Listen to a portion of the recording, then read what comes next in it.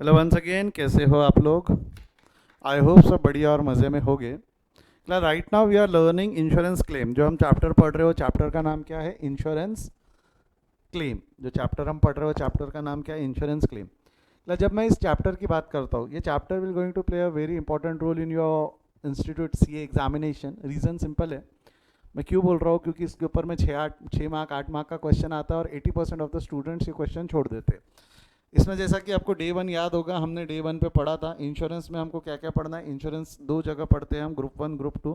Group one के अंदर में भी जो हम पढ़ रहे हैं, ग्रुप वन के अंदर में भी जो हम पढ़ रहे हैं, क्लेम में दो टॉपिक पढ़ रहे हैं। कौन से दो टॉपिक है बोलते हो? एक है तेरा लॉस ऑफ स्टॉक, और दूसरा क्या है? Loss of profit. हम लॉस ऑफ स्टॉक पढ़ चुके हैं, दैट वाज क्वाइट इजी, याद होगा अगर आपको। तो उसमें कुछ अलग अलग स्टेप्स थे। पहले हम मेमोरेंडम ट्रेडिंग से लॉस ऑफ स्टॉक निकालते थे, फिर उसके बाद में हम क्या करते थे? लॉस ऑफ स्टॉक निकालने के बाद हम पहले stock on the date of disruption निकालते थे, लॉस ऑफ स्टॉक निकालते थे, एवरेज क्लॉज एप्लीकेबल है तो एप्लीकाई करके क्लेम का अमाउंट पता करते थे। 3 स्टेप में आंसर आ जाता था, right? Now let's come to loss of profit. Loss of profit will play important role, क्योंकि आप लोग पढ़ के नहीं जाते हो और इंस्टीट्यूट यहाँ सवाल पूछती है।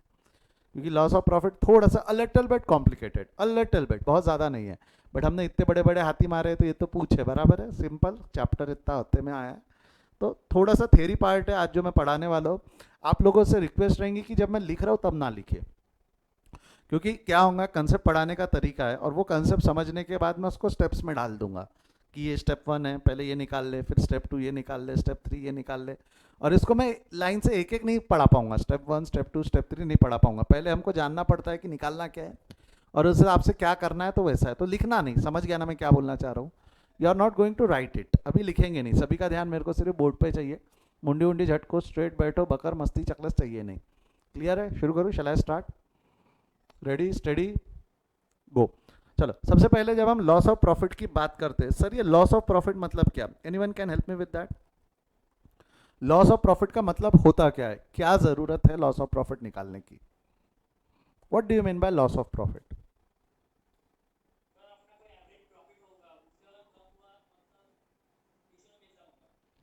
ठीक है, एवरेज प्रॉफिट होगा, उससे कुछ कम हमने अर्न किया है तो that is a loss of profit. Okay, और कोई?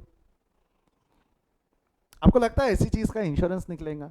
मैंने सोचा था कि मैं 3 लाख रुपए का प्रॉफिट कमाऊंगा, बट मैंने 1 लाख रुपए का प्रॉफिट कमाया, तो इंश्योरेंस कंपनी में मेरे को 2 लाख रुपए दे।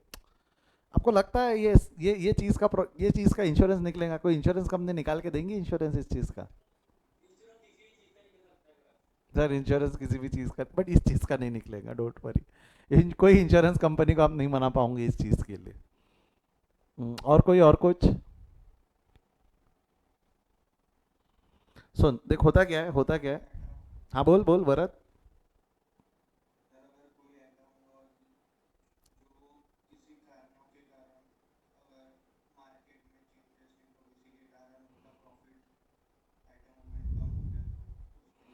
ना कोई प्रोडक्ट के ऊपर में हमको जो प्रॉफिट एक्सपेक्टेड था, मार्केट में कुछ सिनेरियो खराब होने की वजह से प्रॉफिट कम आया, तो वो वाला प्रॉफिट कंपनसेट नहीं। सुन, ध्यान दे, अब ध्यान दे, ध्यान दे। ये एग्जाम्पल के तौर पे ये तेरी टाइमलाइन है, दौड़ती भागती टाइमलाइन है, ठीक है?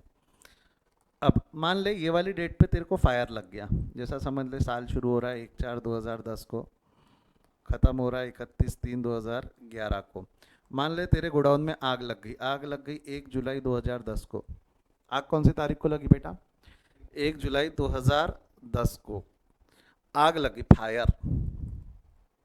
पूरा गोडाउन का माल वाल जल गया, पूरा स्टॉक जल गया तेरा। अच्छा हेवी नुकसान हो गया तेरे को, ठीक है?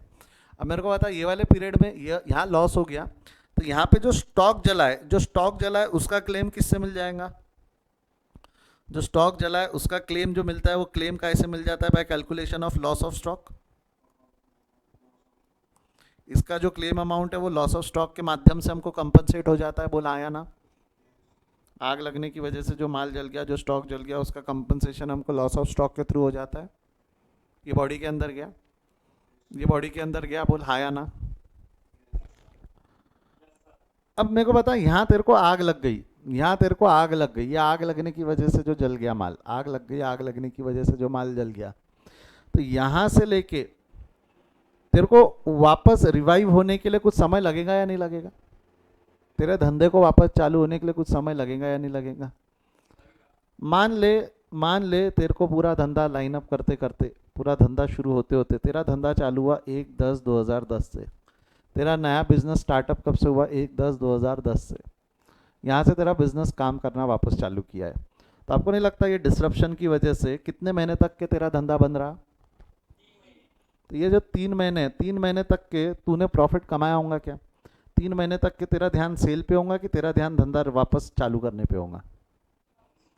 तेरा 3 महीने तक के कंसंट्रेशन सेल पे था ही नहीं। तेरा 3 महीने तक के धंधा काय पे था कि धंधा वापस शुरू हो जाए, वापस रनिंग में आ जाए, बिजनेस वापस स्टार्ट हो जाए, वापस रनिंग में आ जाए। तो ये जो 3 महीने तक के तूने जो धंधा लॉस में चला है, 3 महीने तक के, आपको नहीं लगता ये 3 महीने में हमने we might have earned loss of profit? जो प्रॉफिट हम कमा सकते थे, जो प्रॉफिट हम कमा सकते थे वो हमने नहीं कमाया। हमको रिस्टोर करना है हमारे बिजनेस को, हमारे बिजनेस को रिस्टोर करना है। रिस्टोर होते होते 3 महीने लग गए।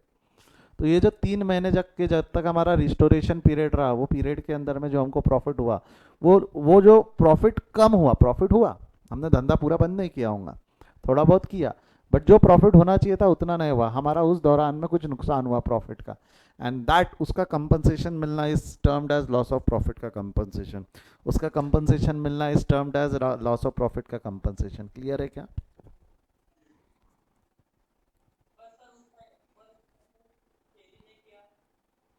क्या? अगर आपने कोई भी सेल नहीं किया, इसका मतलब क्या होगा? देख बात समझ, अगर तूने कोई सेल नहीं किया तो देख, अगर मेरा नॉर्मल कोर्स ऑफ बिजनेस चलता, नॉर्मल कोर्स ऑफ बिजनेस चलता कि भाई अगर मेरे आग नहीं लगी रहती, आग नहीं लगी रहती तो क्या इस पीरियड में मैंने प्रॉफिट कमाया रहता कि नहीं कमाया रहता? सेल नहीं किया, क्यों नहीं किया? क्योंकि आग लगी है। सेल नहीं किया, क्यों नहीं किया? क्योंकि आग लगी। वहीं अगर इसको मैं कंपेयर करूं प्रीवियस ईयर के साथ में, इसको अगर मैं कंपेयर करता हूँ प्रीवियस ईयर, प्रीवियस ईयर यानी 1/4/2009 से लेके 31/3/2010 तक के प्रीवियस ईयर का जो टेन्योर है, सेम टेन्योर मैं देख रहा हूँ 1/7/2009 से लेके 1/10/2009 तक के। यहाँ पे मैंने कुछ ना कुछ प्रॉफिट तो कमाया होगा ना, यहाँ पे मैंने कुछ ना कुछ प्रॉफिट तो कमाया होगा ना। अगर आग नहीं लगती तो क्या उतना ही प्रॉफिट या उसके आसपास प्रॉफिट मैंने यहाँ नहीं कमाया होता क्या? तो ये प्रॉफिट मैं जो नहीं कमा पा रहा हूँ, उसका कंपनसेशन हमको इंश्योरेंस कंपनी दे रही है, उसका कंपनसेशन हमको इंश्योरेंस कंपनी दे रही है। तो loss of stock is a different thing, loss of profit is the profit, यानी loss of profit is the compensation for the restoration period. Loss of profit is the compensation given by the insurance company for the. पहले निकालना क्या ये समझा क्या? निकालना क्या ये समझा क्या? हाँ या ना? तो उसके पीछे रीज़न होना चाहिए। जैसे आप लोग शुरुआत में बोल रहे थे कि हमको लगता है हमको इतना एवरेज प्रॉफिट होना चाहिए था, नहीं हुआ तो इंश्योरेंस कंपनी क्लेम देंगी। आप इंश्योरेंस कंपनी को नहीं मना पाओगे उस चीज़ के लिए, बट ये तो जेन्युइन रीज़न है ना भाई, आग लगने की वजह से। अगर वो आग का कंपनसेशन दे सकती है तो प्रॉफिट का भी कंपनसेशन पे करने को तैयार हो जाती है इंश्योरेंस कंपनी। ये कंपनसेशन कब पे करना है? जब आग लगी। तो आग का कवर है तो रिस्टोरेशन का भी रिस्क कवर करके मिल जाता है आपको, रिस्टोरेशन का भी रिस्क कवर होके मिल जाता है। समझा है तो थम्स अप दो, समझा है तो थम्स अप दो। चलो बढ़ जाओ आगे यहाँ से। अब इसमें आपको निकालना क्या है? Basically you will have to calculate, you will have to calculate the loss of profit. Loss of profit का मीनिंग समझा? जो प्रॉफिट हम कमा सकते थे नहीं कमाए, तो that is loss, that is loss. Sir loss भी प्रॉफिट भी एक सेंटेंस में कैसे डाल सकते? तो ऐसे, लॉस ऑफ प्रॉफिट, ठीक है, प्रॉफिट का नुकसान, प्रॉफिट का नुकसान। अब अगर हमको इसमें निकालना है तो कैलकुलेशन ऑफ, देख सबसे पहले तेरे को अगर लॉस ऑफ प्रॉफिट निकालना है तो लॉस ऑफ प्रॉफिट निकालने का एक फॉर्मूला है। कैसा? ध्यान से समझना फॉर्मूला, लिखना नहीं, कोई भी लिखना नहीं। लॉस ऑफ प्रॉफिट निकालने का एक छोटा सा हल्का सा नन्हा सा फॉर्मूला है।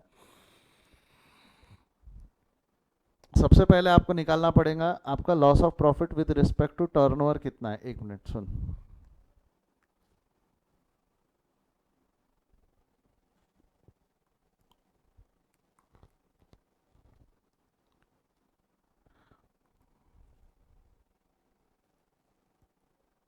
कलर कौन सा लूं? चल यही ले लेते हैं। इन respect of reduction in turnover, in respect of reduction in turnover मतलब क्या है? अगर आपका अगर आपका ये वाले पीरियड में आग लगा है, क्या बोल रहा हूँ मैं, ये वाले पीरियड में आग लगा और उसके बाद में आपको नुकसान हुआ, तो आपको क्या लगता है आपने ये पीरियड में धंधा नहीं किया होगा कि किया होगा बट कम किया होगा? तो आपका लॉस ऑफ प्रॉफिट में हो सकता है एक तो रिडक्शन, ये तो एग्जांपल ले चुका हूं मैं कि आपका सेल कम हुआ है उसकी वजह से लॉस हुआ है। एक रीज़न लॉस ऑफ प्रॉफिट का क्या हो सकता है कि आपको उस ड्यूरेशन में आपने माल कम भेजा है बेचा है, उस ड्यूरेशन में आपने माल कम बेचा है, तो माल कम बेचने की वजह से जो लॉस हुआ that is reduction due to loss due to reduction in turnover. Loss due to reduction in turnover, बेटा हाँ या ना, समझा यहाँ तक? Loss due to reduction in turnover body में गया, loss due to reduction in turnover. तो अब loss due to reduction in turnover कैसे निकालूंगे? Loss due to reduction, loss of profit निकालना है ना आपको। आपको क्या निकालना है? Loss of profit. इजी है, आपको नहीं लगता आप सीधा सीधा कर दोगे? Reduction in turnover, reduction in turnover into into gross profit, GP ratio, gross profit ratio. Reduction in turnover से जो प्रॉफिट का नुकसान हुआ है भाई, जितना भी टर्नओवर है, जितना भी आपका कम टर्नओवर हुआ, इनटू ग्रॉस प्रॉफिट रेशो कर दोगे तो प्रॉफिट मिलता है ना। टर्नओवर इनटू रेशो करो, क्या बोला बेटा मैंने? टर्नओवर इनटू रेशो करो तो हमको प्रॉफिट का परसेंटेज मिल जाता है। टर्नओवर इनटू रेशो करो तो प्रॉफिट का परसेंटेज मिलता है। बोल हाँ या ना? टर्नओवर इनटू रेशो करो तो क्या प्रॉफिट का परसेंटेज मिलता है? अब इसमें भी टर्नओवर जितना कम हुआ, पूरा थोड़ी इंश्योरेंस कंपनी पूरा कंपनसेशन देने वाली है क्या? पूरा कंपनसेशन नहीं देंगी इंश्योरेंस कंपनी। कितना कंपनसेशन देंगी? सिर्फ, क्या कर रहे हो दिव्या, क्या कर रहे हो? इंश्योरेंस कंपनी सिर्फ और सिर्फ कितना कंपनसेशन देंगी? इंश्योरेंस कंपनी सिर्फ और सिर्फ कितना कंपनसेशन देंगी? जितना आपका रिडक्शन इन टर्नओवर है। तो जितना रिडक्शन इन टर्नओवर का प्रॉफिट है। अब इसमें एक वर्ड लिख रहा हूं मैं, एडजस्टेड जीपी। ये एडजस्टेड का मतलब क्या होता है ये बाद में समझाऊंगा। एडजस्टेड जीपी, क्या बोला मैं? Reduction in turnover multiplied by adjusted GP ratio. तो इससे आपको क्या मिल जाएगा? Loss of profit. इससे क्या मिल जाएगा? Loss of profit. अब नुकसान सिर्फ इन रिस्पेक्ट में हुआ होगा क्या? हमारे को उस ड्यूरेशन में नुकसान सिर्फ इसी चीज़ का हुआ होगा कि हमारे को, अब मेरे को धंधा करना था, जैसा जिस गोडाउन में आग लगी, जिस गोडाउन में आग लग गई, अब वो गोडाउन तो काम नहीं किया, वो गोडाउन में आग लग गई तो मैंने वो गोडाउन से काम नहीं किया, तो टेम्पररी मेरे को टेम्पररी बेसिस पे दूसरा गोडाउन रेंट पे लेना पड़ाऊंगा ना? क्या टेम्पररी बेसिस पे दूसरा गोडाउन रेंट पे लेना पड़ाऊंगा? यस और नो? एक टेम्पररी गोडाउन रेंट पे लेना पड़ाऊंगा जहाँ पार्किंग वार्किंग की वगैरह व्यवस्था की वगैरह जो भी है। तो आपको नहीं लगता उस दौरान में अगर मेरे को धंधा करने के लिए कुछ कॉस्ट इंक्रीज हुई होंगी मेरी, जो नहीं लगती, जो नॉर्मल कोर्स में नहीं लगी रहती, उसके अलावा एडिशनल कुछ कॉस्ट लगी है कि भाई ये काम नहीं आ रहा तो मैंने दूसरी चीज़ इनकर्ड की, दूसरा खर्चा इनकर्ड किया। बॉडी में गया क्या? यस और नो? इस गोडाउन में आग लगी है तो बाजू की जगह मैंने भाड़े पे ली और वहाँ पे मैंने गोडाउन माल स्टोर करके काम करने की कोशिश की। तो दैट इज क्या बोलेंगे हम? सेकेंड पॉइंट इसको क्या बोलेंगे? सेकेंड, एक तो तेरा with respect to reduction in turnover का कंपनसेशन मिलता है, साथ साथ में insurance company will provide you compensation with respect of increase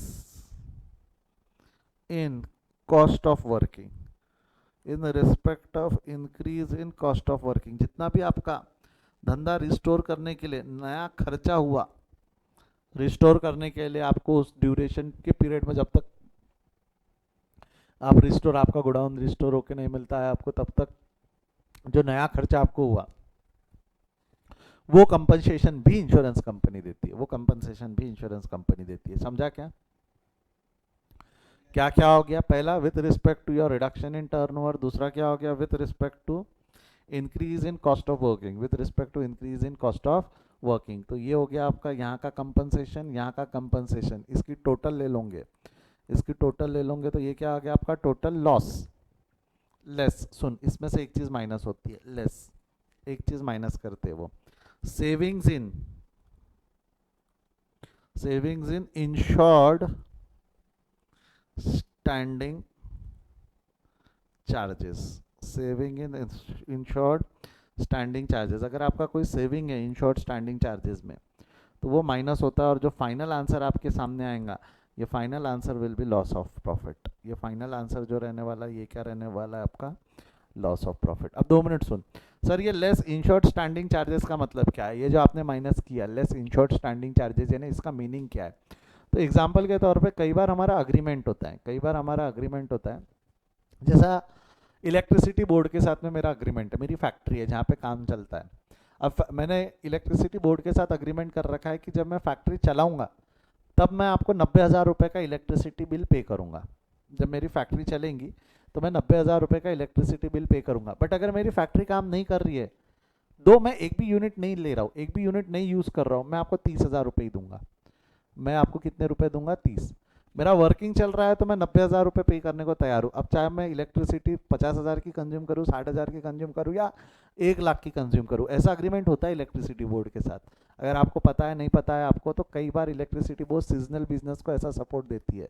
क्योंकि क्या होता है, जैसा मैं बात करूँ ना, तो my uncle has a farm house है आप इधर में नागपुर से उधर में सुराबर्डी करके एरिया सुना होगा आपने।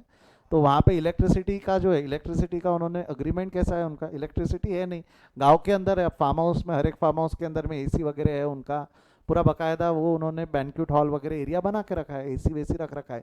अब आपको क्या लगता है, वो गांव का इलेक्ट्रिसिटी जो जितना आता है, क्या वो इलेक्ट्रिसिटी उतने बड़े फार्म हाउस को पूर पाएगा? क्या सिंगल फेज इलेक्ट्रिसिटी नहीं पूरा पाते वो। उसका अगर इन्होंने सब यूनिट गाँव के इस पे डाला ना, तो वो ट्रिप हो जाता है, इलेक्ट्रिसिटी ट्रिप हो जाता है। तो उनको एक अलग से डेडिकेटेड इलेक्ट्रिसिटी लाइन लेने का ऑप्शन एमएससीबी ने दिया है कि आप चाहो तो आपकी डेडिकेटेड इलेक्ट्रिसिटी लाइन ले सकते हो। बट उसमें कंडीशन है, irrespective of anything, irrespective of anything हम आपके साल भर का एवरेज निकालेंगे, साल भर का एवरेज निकालेंगे और उतना आपका बिल आएगा। अब उनका साल भर का एवरेज है, 4 महीने में उनको इलेक्ट्रिसिटी लगती है, 4 महीने में उनको 2.5-3 लाख रुपए का इलेक्ट्रिसिटी लग जाएगा। 2.5 से 3 लाख रुपए का इलेक्ट्रिसिटी 4 महीने का लगेगा। Let's to make calculation purpose things easy, 3 lakh रुपए उनका एवरेज 1 महीने का है, 4 महीने में 3 लाख रुपए लगने वाला है, तो 12 लाख रुपए की इलेक्ट्रिसिटी आ गई। कितने का इलेक्ट्रिसिटी लग गया? 12 लाख। बचे हुए 8 महीने ना उनको 10,000 रुपये से ऊपर का इलेक्ट्रिसिटी बिल नहीं आता। पूरा पूरा का पूरा फार्म हाउस बंद रहता, सिर्फ जितने एम्प्लॉय लेबर वेबर रहते उतने आते, वो बचे हुए गेस्ट वगैरह आते रहते, उसका भी हार्डली बहुत ज़्यादा इलेक्ट्रिसिटी नहीं लगता। 50,000 के ऊपर, मैक्सिमम 50,000 के ऊपर में कभी इलेक्ट्रिसिटी बिल आता ही नहीं उसके बचे हुए 8 महीने। अब एमएससीबी ने उनको क्या स्कीम दी? एमएससीबी ने ऐसी स्कीम दी है कि भाई हम एवरेज आउट करेंगे आपका, कि साल भर का आपका जो भी इलेक्ट्रिसिटी बिल आ जाता है, आज की तारीख में आपका जो भी साल भर का इलेक्ट्रिसिटी बिल आता है, तो उनका मेरे को बताओ, 4 महीने का 12 लाख आता है, 4 महीने का इलेक्ट्रिसिटी बिल 12 लाख आता है। बचे हुए 8 महीने का इलेक्ट्रिसिटी बिल आज की तारीख में उनका कितना आता है? आज की तारीख में 50,000 रुपये के हिसाब से आता है। 50,000 इंटू 8 कर दोगे तो कितना हो गया? 4 लाख। 12 लाख और 4 लाख, 16 लाख रुपये इलेक्ट्रिसिटी बिल आता है। एमएससीबी वाले क्या बोलते हैं? एमएससीबी वाले क्या बोलते हैं, हम आपसे 16 लाख के हिसाब से, साल भर का आज का इलेक्ट्रिसिटी बिल आपका 16 लाख है, 16 लाख रुपये डिवाइडेड बाय 12, हम आपसे 1 लाख रुपये 1,30,000 रुपये का हर महीने का इलेक्ट्रिसिटी बिल लेंगे मिनिमम। हर महीने का इलेक्ट्रिसिटी बिल 1,30,000 रुपये का मिनिमम लेंगे। प्लस इसके ऊपर अगर आपका मीटर कोई भी मंथ में चला जाता है, इसके ऊपर मीटर आपका कोई भी मंथ में चला जाता है, तो उसका आप एडिशनल पे कर देना, और हम आपको 3 फेज लाइन लाकर दे देंगे। हम आपको कितना लाइन लाकर दे देंगे? 3 फेज लाइन। उन्होंने नेगोशिएट किया, वो 1,30,000 का अमाउंट उन्होंने 1 लाख पे ला लिया। 1,30,000 का अमाउंट उन्होंने कितने पे ला लिया? 1 लाख रुपए का। तो हर महीने का उनको 1 लाख रुपए का इलेक्ट्रिसिटी बिल देना है।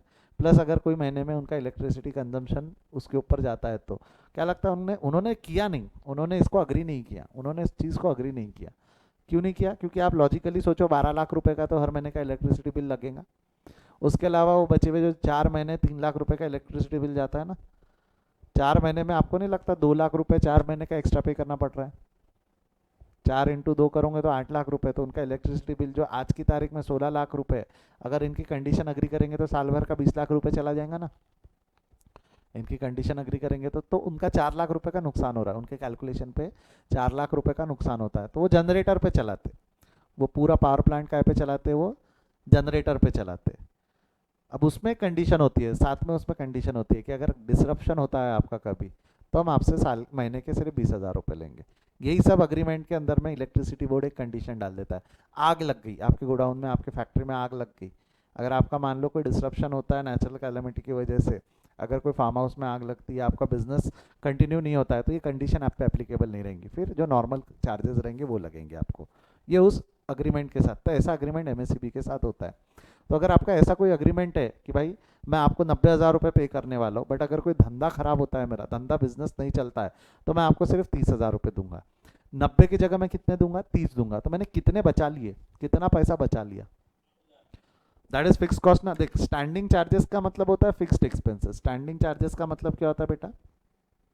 ये जो स्टैंडिंग चार्जेस है, इसका मतलब होता है फिक्स चार्जेस, कॉस्टिंग थोड़ा सा। इलेक्ट्रिसिटी फिक्स्ड एक्सपेंस, वैसे इलेक्ट्रिसिटी वेरिएबल है, बट हमने अग्रीमेंट करवा के फिक्स करवा लिया ना, अग्रीमेंट करवा के क्या करवा लिया फिक्स। तो अगर ऐसा कोई फिक्स एक्सपेंस है और वो भी इंश्योर्ड है और उसमें सेविंग होती है, सेविंग होती है, इंश्योर्ड का मतलब क्या हम बाद में डिस्कस करेंगे, बट ऐसे कोई फिक्स एक्सपेंसेस में अगर आपका सेविंग होता है, ऐसे कोई फिक्स एक्सपेंस में अगर आपका सेविंग होता है तो वो माइनस कर ले, क्योंकि लॉजिकल है ना, इस पीरियड में तेरे को वो खर्चा लगने वाला है क्या, इस पीरियड में वो खर्चा लगा क्या, नहीं, तो अगर वो उतना पैसा बचा तो तेरा उतना प्रॉफिट कंपनसेट हो गया ना, उतना पैसा तेरा बच गया तो उतना प्रॉफिट तेरा कंपनसेट हो गया। तो इंश्योरेंस कंपनी बोलती है हम उतने प्रॉफिट का कंपनसेशन पे नहीं करेंगे। देख, रिडक्शन इन टर्नओवर दे दिया, एडिशनल खर्चे का कंपनसेशन दे दिया, अब भाई हम तेरे को ये सब एस्टिमेटेड रहेंगे ना, ये एक्चुअल है क्या, एक्चुअल तूने उतना बेचा क्या, तू बेच सकता था, इतना खर्चा तेरे को लगेगा टू रिस्टोर दैट, तो इतना सेविंग भी तो माइनस कर ले, इतना खर्चा कम भी तो हुआ ना, हम तेरा increase cost of working they रहे हैं तो जो तेरा सेविंग है वो भी तो माइनस कर ले, ताकि तेरा क्या आ सके, loss profit, loss of profit बराबर आ सके। बॉडी के अंदर गया क्या, बॉडी के अंदर गया क्या, बोल हाँ या ना, पक्का श्योर ना। वाई द टर्म इंश्योर्ड लिखा हुआ है वो मैं आपको थोड़ा आगे समझाऊंगा, why they use the term insured, इस पर हम थोड़ा सा बाद में बात करेंगे। क्लियर है यहाँ तक, बढ़ू आगे। अब ध्यान देना, ध्यान देना, ध्यान देना। अब आपको करना क्या है, आपको निकालना है loss of profit. Loss of profit निकालना है तो सबसे पहले स्टेप नंबर 1, ध्यान से सुन, स्टेप नंबर 1 तू क्या निकालेगा, reduction in turnover. Step number 1 क्या निकालेगा तू, रिडक्शन इन टर्नओवर, ठीक है। Step number 2, step number 2 gross profit rate, GP rate. Step number 3 increase cost of working. Step number 3 increase cost of working. अच्छा, insured standing charges निकालने की जरूरत नहीं है, वो क्वेश्चन में दिए रहते हैं। Saving in insured standing charges अलग से कैलकुलेट करने की जरूरत नहीं पड़ती, वो दिए हुए रहते हैं। पढ़ी भी तो इतना सा कैलकुलेशन रहता है कि हम यहाँ 2 लाइन में लिख सकते हैं। वो वहाँ ज़्यादा से ज़्यादा क्या करेगा, टोटल चार्जेस इतना है बोलेगा, अनइंश्योर्ड इतना है बोलेगा, तो टोटल माइनस अनइंश्योर्ड कर दोगे तो इंश्योरेंस इंश्योर्ड स्टैंडिंग चार्जेस आ जाएगा ना। तो उसका मैं डेडिकेटेड अलग से स्टेप नहीं रख रहा हूँ, चलेगा, इसका मैं डेडिकेटेड अलग से स्टेप, आप चाहो तो स्टेप नंबर 4 इसका बना सकते हो। लॉस ऑफ प्रॉफिट, अब सब चीजें पता चल गई तो आपको नहीं लगता loss of profit will be our step number 4, loss of profit will be our step number 4, and step number 5 will be claim. अगर एवरेज क्लॉज एप्लीकेबल है तो एवरेज क्लॉज के हिसाब से, नहीं है तो जो लॉस ऑफ प्रॉफिट है वही क्लेम। ये क्लेम नहीं है, ये क्लेम नहीं है भाई, इतना प्रॉफिट हुआ। अब ये देखेंगे ना इंश्योरेंस कंपनी की तेरे को कितना इंश्योरेंस निकालना था, तूने कितना निकाला, अगर अंडर इंश्योरेंस होगा तो पूरा नहीं देती ना, एवरेज आउट करती ना उसको एवरेज क्लॉज लगा के। याद आया क्या, सेम एवरेज क्लॉज जैसा स्टॉक में एप्लीकेबल है, एवरेज क्लॉज यहाँ पर भी एप्लीकेबल होता है, एवरेज क्लॉज यहाँ पे भी एप्लीकेबल होता है। समझा क्या कैसी वर्किंग रहने वाली है। सबसे पहले रिडक्शन इन टर्नओवर निकालेंगे, ग्रॉस प्रॉफिट एडजस्टेड जीपी निकालेंगे, इंक्रीज स्टैंडिंग चार्जेस निकालेंगे, लॉस ऑफ प्रॉफिट निकलेगा उससे, लॉस ऑफ प्रॉफिट निकलेगा, उसका फॉर्मूला ये है, एक बार लॉस ऑफ प्रॉफिट निकल गया तो एवरेज क्लॉज एप्लीकेबल है या नहीं है वो देखते हुए एवरेज क्लेम लगा के हम निकाल सकते हैं। ईजी है, ईजी है, ब्रेक करके करो इसको, ईजी है। यहाँ तक समझा है, कोई दिक्कत है किसी को यहाँ तक के, बढ़ जाओ आगे यहाँ से, बढ़ जाओ आगे यहाँ से। Now that brings us to the next thing. ये अभी हम आगे बढ़ते हैं। अब मैं बात कर रहा हूँ कुछ इंपॉर्टेंट टर्मिनोलॉजीज की। इंपॉर्टेंट टर्मिनोलॉजीज अभी सिर्फ सुन लो, क्योंकि ये टर्मिनोलॉजीज मैं बाद में यूज करूंगा और बच्चे ना इसमें बहुत कंफ्यूज हो जाते हैं। बहुत इजी है, बहुत इजी है। कुछ इंपॉर्टेंट टर्मिनोलॉजीज अब मैं आने वाले समय पे यूज करने वाला हूँ, वो टर्मिनोलॉजीज हम यहाँ पर लिख कर रख लेते हैं कि भाई इसका मीनिंग समझ में आना चाहिए कि ये बोल क्या रहे, सर आप बोलना क्या चाह रहे हो, तो मैं ये बोलना चाह रहा हूँ, ठीक है। चलो लेट्स स्टार्ट विथ सबसे पहला हमारा स्टैंडर्ड टर्नओवर। क्या बोल, नहीं पहला क्या ले लेते हैं, चलो सबसे पहले ले लेते हैं हम स्टैंडर्ड टर्नओवर। ले, फर्स्ट आइटम क्या हो गया तेरा, स्टैंडर्ड टर्नओवर। इसका मीनिंग एक्चुअली मैं बता चुका हूँ आपको, स्टैंडर्ड टर्नओवर का मतलब क्या होता है, सुन ले एक बार मैं लिख लूँ क्या, फिर बाद में आराम से समझा देता हूँ, मीनिंग लिख देता हूँ इसका। स्टैंडर्ड टर्नओवर का मतलब क्या होता है, turnover of the same period of disruption in the previous financial year। FY मतलब समझेगा क्या, in the previous financial year. Sir इसका मीनिंग क्या है, सर इसका मीनिंग क्या है, कैन यू प्लीज इलैबोरेट, इसका मीनिंग क्या है, बताता हूँ मैं बताता हूँ। ये जो है, ये जो स्टैंडर्ड टर्नओवर है, ये मीनिंग कहाँ यूज होगा मैं आपको बता दूं। तो this is used in, this will be used in calculation of reduction in turnover. इसको कहाँ यूज करेंगे हम? रिडक्शन इन टर्नओवर कैलकुलेट करने में। कहाँ यूज करेंगे हम? Reduction in turnover. आपको नहीं लगता इसका मैंने एग्जांपल लिया था आपको? रिडक्शन इन टर्नओवर कैलकुलेट करने के लिए काम में लाएंगे आपको। ये देखो मैंने क्या बोला था, ये एग्जांपल लेते वक्त क्या बोला था कि ये वाले पीरियड में, ये वाले पीरियड के अंदर में हमारा लॉस हुआ, ये वाले पीरियड के अंदर में हमने लॉस ऑफ प्रॉफिट क्लेम किया है। कितना? कैसे पता चलेगा कितना? Reduction in turnover, reduction in turnover multiplied by adjusted profit. यानी एग्जांपल के तौर पे पिछले साल मैंने यहाँ 10 लाख रुपए का सेल किया था, पिछले साल मैंने यहाँ पे 10 लाख रुपए का सेल किया था। लास्ट ईयर मेरा 10 लाख रुपए का सेल हुआ, बॉडी में गया। लास्ट ईयर में मैंने 10 लाख रुपए का सेल किया। इस साल मैंने कितना सेल किया? सिर्फ 3 लाख रुपए का। लास्ट ईयर में मैंने 10 लाख रुपए का सेल किया है, इस साल मैंने कितने का सेल किया है? 3 लाख रुपए का। तो रिडक्शन इन टर्नओवर कितना हो गया? लॉजिकल है। 10 माइनस 3, 7 लाख। 7 लाख का मल्टीप्लाइड बाय जीपी कर लोगे तो आपको क्या मिल जाएगा? लॉस। यहां तक समझा? तो एक मिनट एक मिनट एक मिनट, हाँ इसमें कुछ चीजें और है, बट स्टैंडर्ड टर्नओवर का मीनिंग समझा है क्या? स्टैंडर्ड टर्नओवर मतलब turnover of the same period of disruption in the preceding financial year. Standard turnover, इसका टाइमलाइन यहाँ बना दो ताकि एक जगह पे सारी इन्फॉर्मेशन रहे। वो वाली टाइमलाइन यहाँ बना दो वैसी की वैसी। बेटा मदद करो मेरी, मदद करोगे? अच्छे बच्चे हो मेरे, अच्छे बच्चे हो।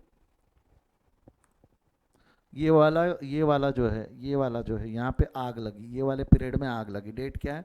1/4/2010 से लेके 31/3/2010 को आग लगी। यहाँ पे आग कौन सी तारीख को लगी थी आपकी? 1/7/2010 को। फायर, फायर, ठीक है। आपका रिस्टोरेशन कब तक हुआ?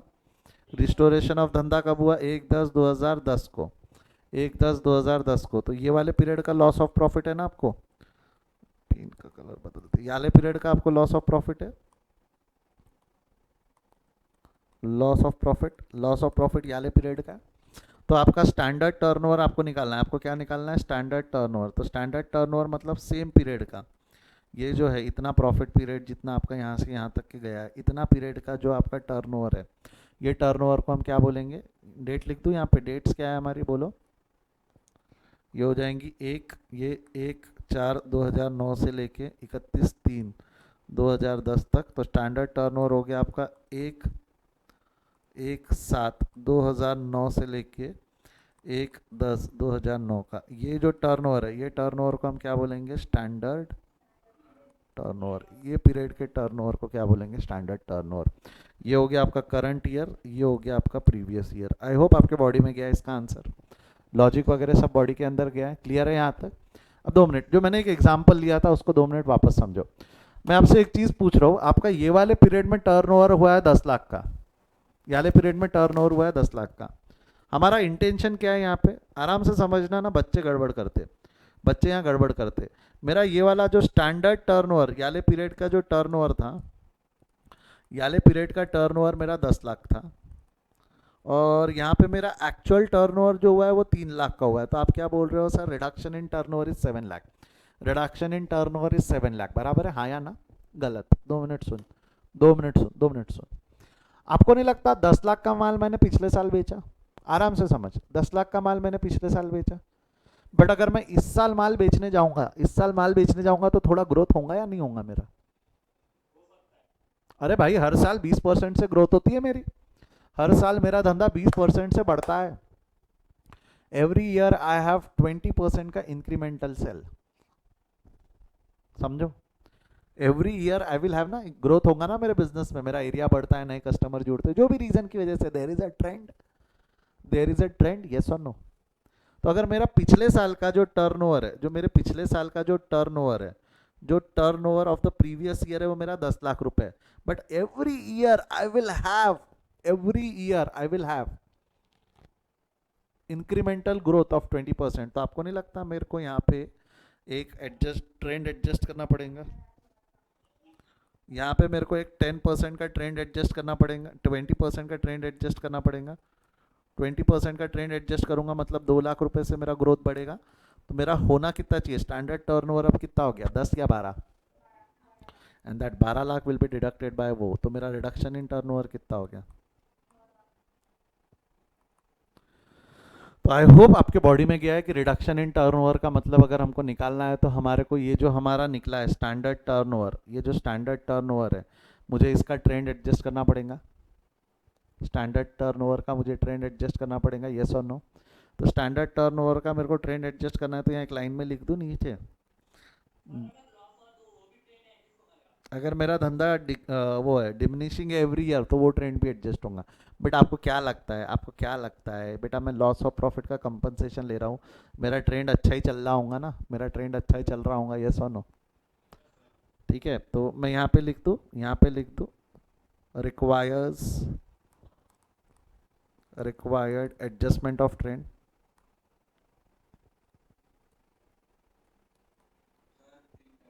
हाँ बेटा बोल।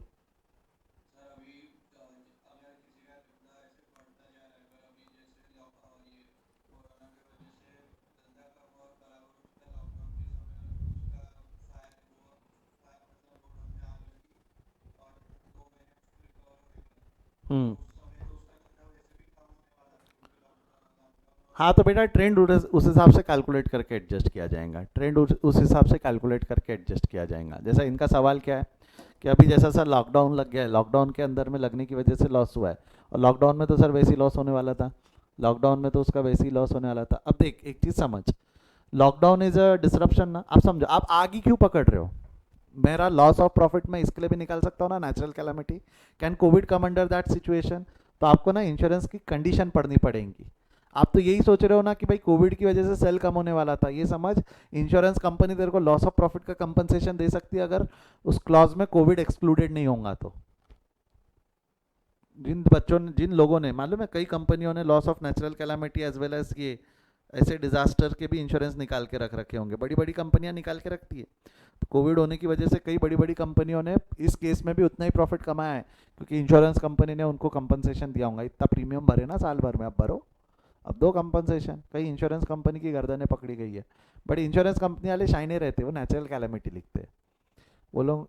ये नेचुरल कैलामिटी में आएगा क्या, Covid definition under of natural calamity नहीं, ये क्या हो गया, ह्यूमन मैन मेड कैलामिटी होगी ना, ये man made calamity.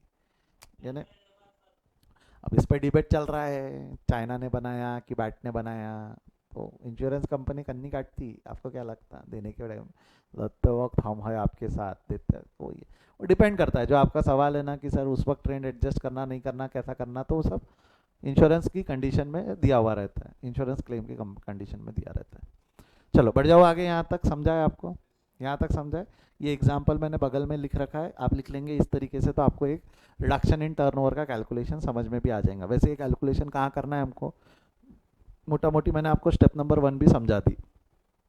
Standard turnover में आप 20% का ट्रेंड एडजस्ट करोगे, आपको ट्रेंड एडजस्टेड टर्नओवर मिल जाएगा, उसमें से एक्चुअल माइनस करोगे तो आपको क्या मिल जाएगा। नहीं नहीं लिखना नहीं है, रुक, क्या बोल रहा है तू तेजस। नहीं वो क्वेश्चन में दिया रहेगा, वो क्वेश्चन में दिया रहेगा। चल बढ़ो आगे, बढ़ जाओ आगे यहाँ से। ठीक है, नेक्स्ट, ये पहला टर्मिनोलॉजी हो गया। सेकंड टर्मिनोलॉजी, सेकंड टर्म, एक मिनट, कौन सा कलर से हेडिंग लिखी थी अपन ने, फर्स्ट, सेकंड, सेकंड मीनिंग है हमारा turnover of preceding financial year, turnover of preceding financial year. I hope ये मेरे को समझाने की जरूरत नहीं है, turnover of preceding financial year is self explanatory, turnover of preceding financial year ये सेल्फ एक्सप्लेनेटरी है। फिर भी लिख देता हूँ, क्या लेंगे, इसका मतलब क्या होता है, turnover of, turnover of last financial year, turnover of last financial year, this will be used for, this will be used for, इसका हम इस्तेमाल करेंगे, this will be used in calculation of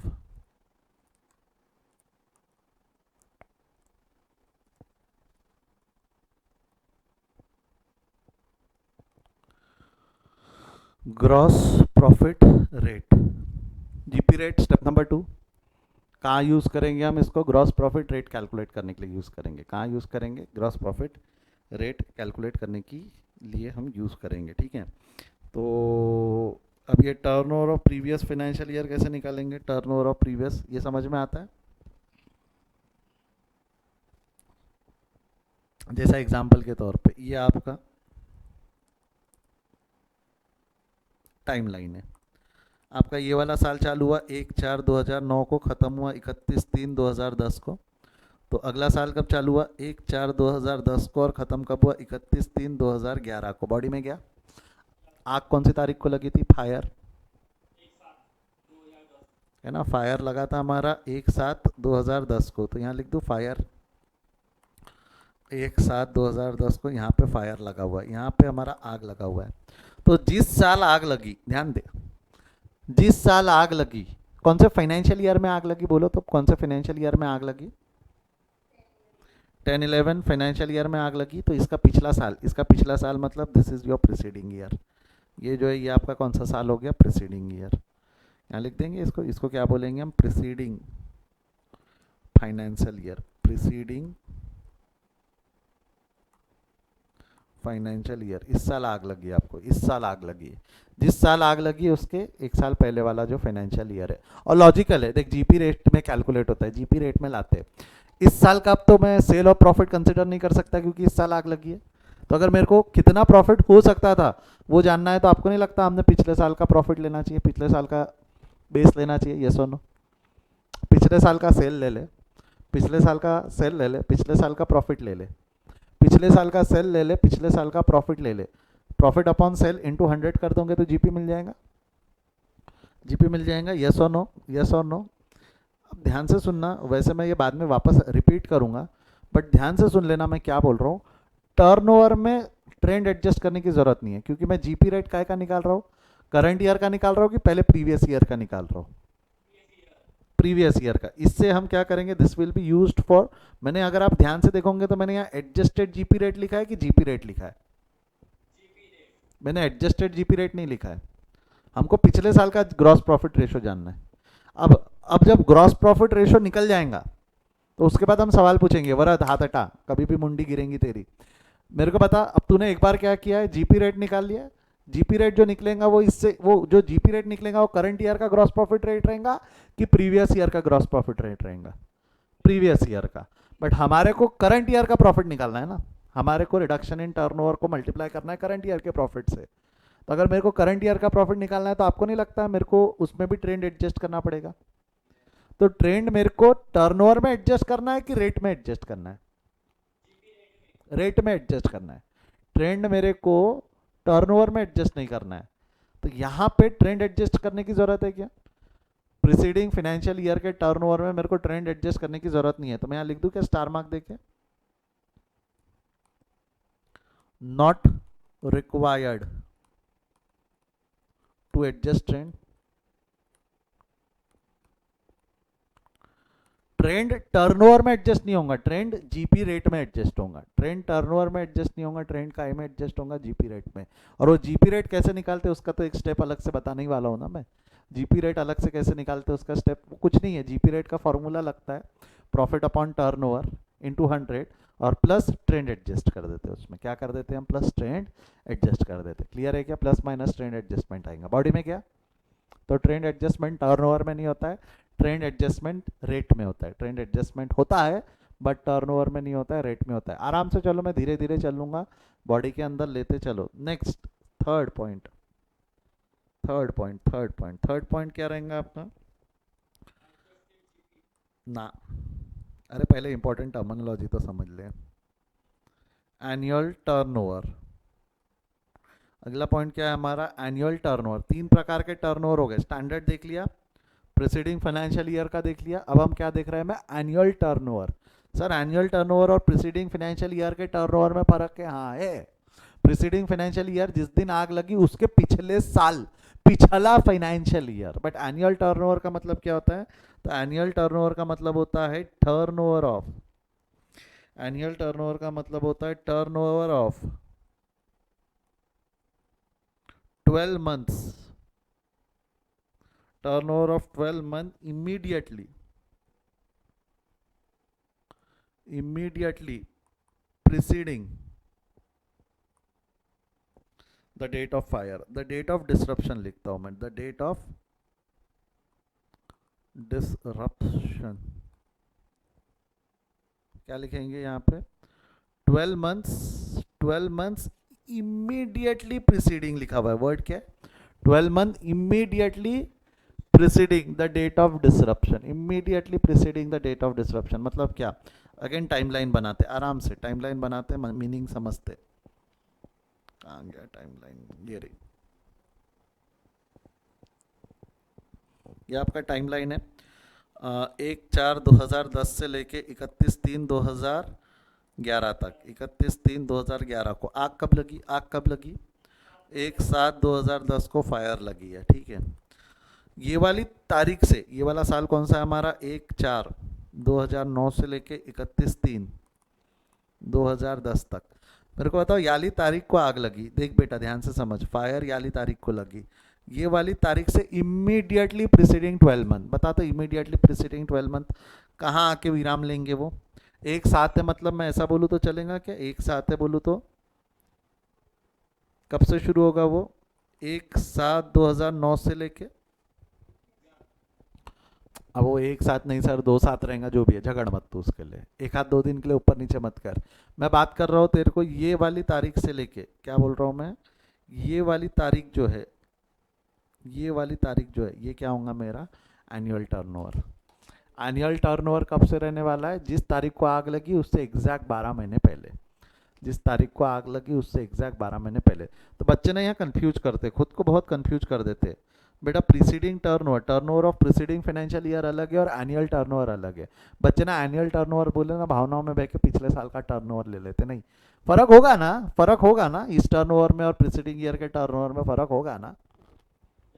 जरूरी थोड़ी है सेम रहे, जरूरी थोड़ी है सेम रहे, हल्का बहुत का फर्क आ सकता है। अब इसकी ज़रूरत कहाँ पड़ती है? तो इसकी ज़रूरत पड़ती है, इसकी ज़रूरत 2 जगह पड़ती है। कहाँ कहाँ पे ज़रूरत पड़ने वाली है? We are going to use this into 2 things. एक पहला used in calculation of, used in calculation of, पहला कहाँ यूज़ करोगे आप इसका? Increase cost of working.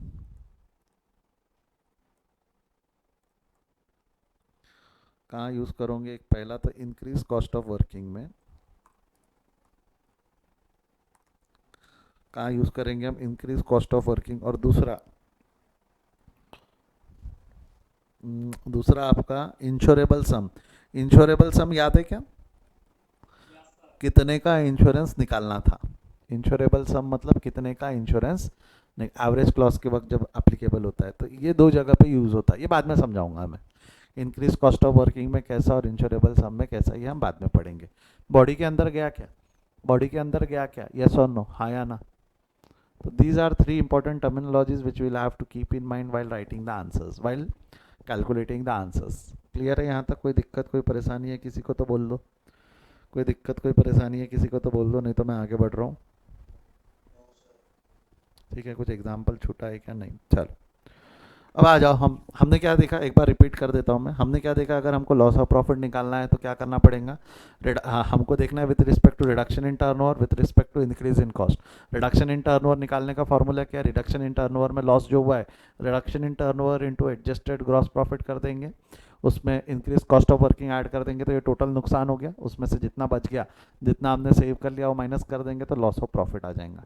क्या आ जाएगा? Loss of profit. Now let's try to learn one by one. Step number 1, step number 2, step number 3 एक एक करके पढ़ेंगे, और फिर हम स्टेप नंबर 4, ये है स्टेप नंबर 4, ये है। पढ़े? स्टेप नंबर 1 पढ़ाओ कैसे निकालते हैं, स्टेप नंबर 1 कैसे निकालेंगे उस पर आ जाओ। मैं चला जा बच्चा, ध्यान दे। स्टेप नंबर 1, स्टेप नंबर 1 क्या थी हमारी? बोल एक बार मेरे लिए रिपीट कर दे। स्टेप नंबर 1 रिडक्शन इन, ये मैं बता चुका हूँ आपको, रिडक्शन इन टर्नओवर। कैसे निकालते हैं reduction in turnover? Reduction in turnover का फॉर्मूला क्या है? रिडक्शन इन टर्नओवर का फॉर्मूला लिख दूँ, स्टैंडर्ड टर्नओवर। समझेगा क्या स्टैंडर्ड टर्नओवर? देख यहाँ लिख रहा हूँ मैं, फॉर्मूला क्या है इसका? स्टैंडर्ड टर्नओवर, स्टैंडर्ड टर्नओवर, इसका मीनिंग अगर लिखना है तो लिख देना, turnover in same period, turnover of same period, turnover of same period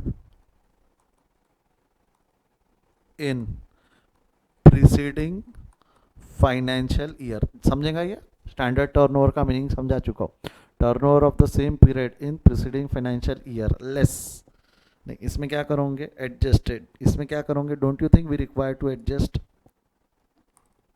adjust trend, adjust trend, trend कैसे एडजस्ट होता है वो हम देख चुके हैं, एडजस्ट ट्रेंड, इसमें से क्या कर दोगे, लेस, हाँ बोल, less turnover in same period of disruption, turnover of same period of disruption of business, of business activity, जिस भी तारीख को, जिस भी पीरियड का डिसरप्शन हुआ है, इससे क्या मिल जाएगा आपको, इससे क्या मिल जाएगा आपको, reduction in turnover. I hope आपके बॉडी में गया ये स्टेप नंबर 1। इसका एक एग्जांपल मैंने बगल में लिख के समझाया भी आपको, बगल में लिख के समझाया भी। स्टेप नंबर 2 बोल बेटा, स्टेप नंबर 2 क्या है, एडजस्टेड ग्रॉस प्रॉफिट रेट। अब मेरे को पता है ग्रॉस प्रॉफिट कैसे निकालते हैं, बचपन में पढ़े होंगे आप लोगों ने, ग्रॉस प्रॉफिट कैसे निकालते हैं, ग्रॉस प्रॉफिट रेट कैसे निकालते हैं, एक फॉर्मूला है ग्रॉस प्रॉफिट रेट का, जवाब दो। हाँ जी बोल, ग्रॉस प्रॉफिट अपॉन, 2 मिनट आराम से लॉजिक सुन ले, ग्रॉस प्रॉफिट अपॉन, ठीक है, अच्छा यहाँ लिखा हुआ है, मैं यहाँ लिख देता हूँ, बाद में शिफ्ट कर दूंगा, ठीक है, मैं यहाँ लिख रहा हूँ, अभी कुछ चीज़ें लिख रहा हूँ, लिखना आप तो लिख तो रही नहीं हो, वैसे भी आप लिख तो रही नहीं हो, पहले लॉजिक समझा देता हूँ, पहले लॉजिक समझा देता हूँ, फिर लास्ट फार्मूला लिखेंगे हम, पहले लॉजिक पे कंसंट्रेट करना, लिखना नहीं, ठीक है, लिखना नहीं, लिखने वाले ध्यान दो, लिखोगे और मरोगे, पहले बता रहा हूँ, लिखोगे और मरोगे। चल शुरू करते, एडजस्टेड जीपी रेट निकालना है आपको, क्या निकालना है आपको, एडजस्टेड जीपी रेट, कैसे निकाल लोगे एडजस्टेड जीपी रेट, तो आपको सिंपल फॉर्मूला पता है, फॉर्मूला क्या है, gross profit, gross profit upon turnover into 100 कर दिया तो आपको जीपी रेट मिल जाएगा, इंटू 100 कर दिया तो आपको जीपी रेट मिल जाएगा। मेरा सिंपल सवाल है आपसे, टर्नओवर कौन सा लोगे, ये जीपी रेट करंट ईयर का तो निकाल नहीं सकते, थोड़ी देर पहले ही बताया, can I calculate the GP rate of the current year, why not, because उस तारीख को तो आग लग गई है, उस तारीख का तो प्रॉफिट सेम होगा, वो तितर बितर हो गया होगा, तो हमने कौन सा प्रॉफिट लेना पड़ेगा, हमको कौन सा ईयर का टर्नओवर लेना पड़ेगा, प्रीसीडिंग का टर्नओवर लेना पड़ेगा, क्योंकि उस साल कुछ भी एबनॉर्मल एक्टिविटी नहीं हुई है, तो वो वाले साल का प्रॉफिट रेट सही है, तो उतना साल का प्रॉफिट था उतना इस साल भी प्रॉफिट आप कमा सकते हो, तो divided by turnover of preceding financial year, ऐसा बोलूँ तो चलेगा, turnover of preceding financial year ऐसा बोलूँ तो चलेगा, यस और नो, हाँ या ना, पक्का श्योर, कोई डाउट, दिक्कत है यहाँ तक, कोई दिक्कत है किसी को, नहीं ना, बढ़ जाओ आगे, नहीं एनुअल टर्नओवर नहीं, you are going to take the turnover of previous financial year, annual turnover का काम नहीं है, देख जीपी रेट के लिए हमारे को कौन सा, देख बेटा प्रीसीडिंग फाइनेंशियल ईयर का turnover is used for calculation of GP rate, annual turnover increase cost of working और इंश्योरेबल सम के लिए, इंक्रीज कॉस्ट ऑफ वर्किंग और इंश्योरेबल सम के लिए। अब सुन, 2 मिनट सुन, 2 मिनट सुन, जब जीपी रेट निकाला जाता है, क्या बोल रहा हूँ मैं, ग्रॉस प्रॉफिट रेट निकाला जाता है, तो फार्मूला ये यूज़ नहीं करते, ये आसान है ना, ज़िंदगी आसान थी, सीधा सीधा ये फार्मूला यूज़ कर लेते थे, दिमाग को टेंशन नहीं था, they are going to use the formula, ये फार्मूले की जगह में वो ग्रॉस प्रॉफिट नहीं लेंगे, ग्रॉस प्रॉफिट की जगह they are going to use net profit plus insured standing charges, क्या बोला मैंने, net profit plus insured standing charges, net profit plus insured standing charges divided by wait turnover of previous financial year into 100, they are going to use this formula, they are not going to use the net profit gross profit divided by turnover, sir ये वाला formula use करेंगे, क्यों use करेंगे, चलो उसका logic भी बताता हूँ। लॉजिक समझो आराम से, बॉडी के अंदर लो, समझ में आएगा, समझ में आएगा। पहली बात तो आपको ये याद है क्या, कैश फ्लो मैनेजरियल रेम्यूनरेशन याद है क्या? कैश फ्लो मैनेजरियल रेम्यूनरेशन में देख, तेरे को अगर जीपी दिया हुआ रहा तो अच्छा है, तेरे को अगर जीपी दिया रहा तो बहुत ही अच्छा। अगर तेरे पास जीपी नहीं रहा और नेट प्रॉफिट दिया रहा, तो नेट प्रॉफिट का तरीका क्या, उल्टा जा रहे हैं तो एक्सपेंसेस ऐड होने चाहिए या लेस होने चाहिए? ऐड होने चाहिए, खर्चे ऐड होने चाहिए और प्रॉफिट्स माइनस। ये गया ना बॉडी में, तो आपको नहीं लगता नेट प्रॉफिट में एक्सपेंस ऐड होने चाहिए, इसलिए स्टैंडिंग चार्जेस ऐड किए। ये स्टैंडिंग चार्जेस मतलब एक्सपेंसेस है ना, स्टैंडिंग चार्जेस मतलब एक्सपेंसेस है। ये क्यों ऐड कर रहे हैं ये समझा के, ऐड क्यों कर रहे हैं और यही क्यों किए वो भी समझाता हूँ मैं। ऐड क्यों कर रहे, क्या कर रहे हैं ये समझा क्या, अब यही क्यों किए ये भी समझाता हूँ मैं। बॉडी के अंदर गया, अब इंश्योरेंस कंपनी ना थोड़ी होशियार है, इंश्योरेंस कंपनी ना होशियार है, बताया ना, उनके जेब से जल्दी पैसा निकलता नहीं। समझना, एक एग्जाम्पल लेते, एक एग्जाम्पल लेते जी, एग्जाम्पल के तौर पे ये तेरा ट्रेडिंग अकाउंट है, ये ट्रेडिंग अकाउंट की इन्फॉर्मेशन ले लेना तू। जो एग्जाम्पल के तौर पे तेरा ग्रॉस प्रॉफिट है, से ग्रॉस प्रॉफिट है तेरा 10 लाख, ठीक है, ग्रॉस प्रॉफिट है 10 लाख। तेरे standing charges, standing charges is nothing but expenses, तेरे स्टैंडिंग चार्जेस है उसमें भी दो है, इंश्योर्ड, इंश्योर्ड स्टैंडिंग चार्जेस है, से एग्जाम्पल के तौर पे किधर गया रे, इंश्योर्ड स्टैंडिंग चार्जेस है 3 लाख, अनइंश्योर्ड है, अनइंश्योर्ड स्टैंडिंग चार्जेस है 2 लाख। यार अदर ऐसा मत करो, इंश्योर्ड स्टैंडिंग चार्जेस है 2 लाख, अनइंश्योर्ड स्टैंडिंग चार्जेस है 1 लाख, ठीक है। तो तेरा नेट प्रॉफिट कितना हो जाएगा, सिंपल कैलकुलेशन कर सकते हो, नेट प्रॉफिट, नेट प्रॉफिट कितना हो जाएगा, जवाब दे बेटा। 7 लाख। नेट प्रॉफिट कितना हो जाएगा, 7 लाख। ये एग्जाम्पल है, समझो यहाँ पे, ये एग्जाम्पल की मदद से टर्नओवर ले लो, टर्नओवर कितना लेंगे, 50 लाख का टर्नओवर ले लो।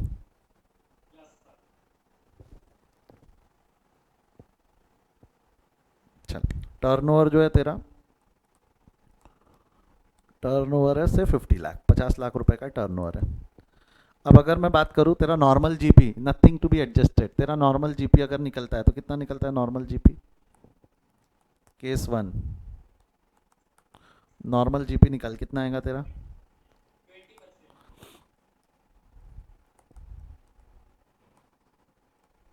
Case 1 normal GP,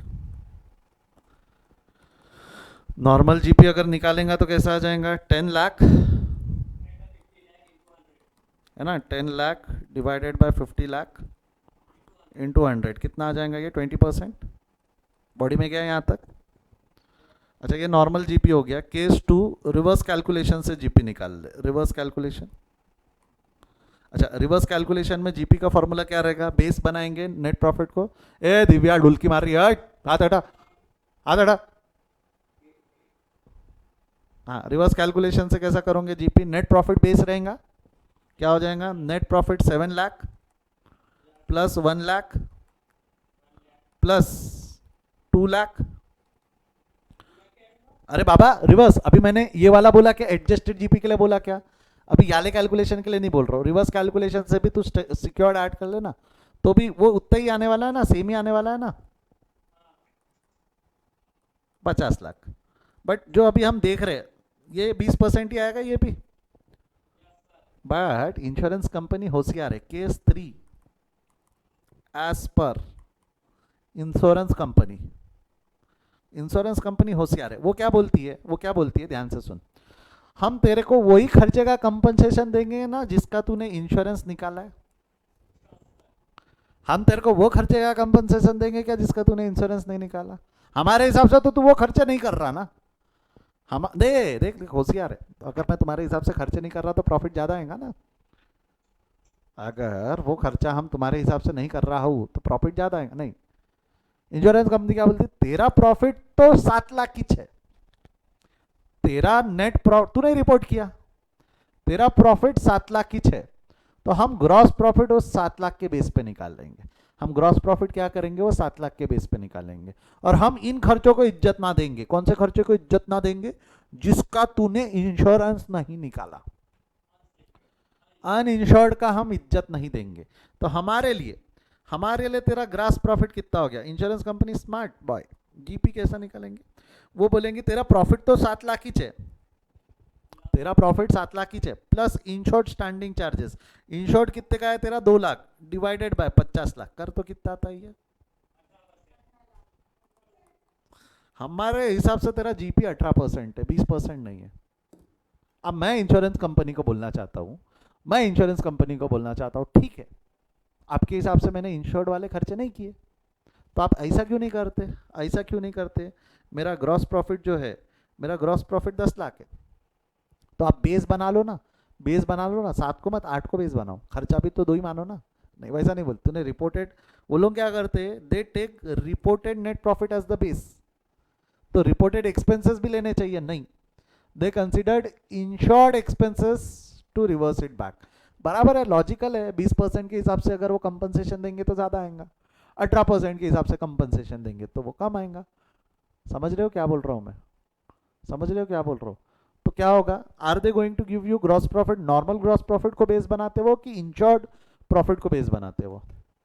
insured profit. और इंश्योर्ड प्रॉफिट निकालने का तरीका क्या है? Net profit plus insured standing charges.